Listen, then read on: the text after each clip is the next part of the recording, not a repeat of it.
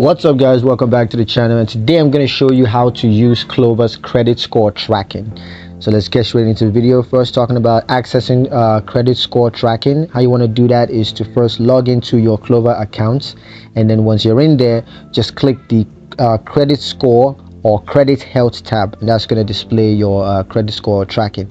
Now, when it comes to understanding credit score tracking, there are a couple of things to note. The first is credit score reporting.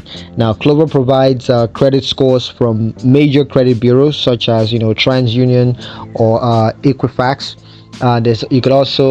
You also have credit score factors, and you can view the factors that affect your credit score, such as payment history, credit utilization, credit age, and the likes. There's also credit score trends, so that you could track changes in your credit scores over time to identify areas that are necessary for improvement. So talking about credit score tracking features, there are a couple of features for you guys. The first is the credit score alerts. So you could set up alerts for changes in your credit scores or report. There's also credit report monitoring, and that helps you to monitor your credit report for errors or suspicious activities.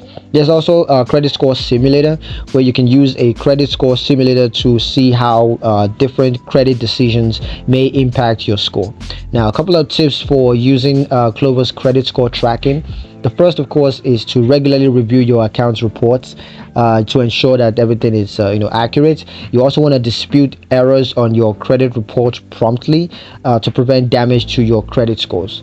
Also, you want to monitor changes in your credit scores just so you can identify areas for improvement. And lastly, you want to use credit score tracking to inform financial decisions, such as applying for credits or loans. So yeah, that's pretty much it for the video, guys. Hope you found the video useful. If you did, like the video, comment down below, let me know what you thought. Share the video with your friends and subscribe to the channel, and I will see you guys in the next one. Peace.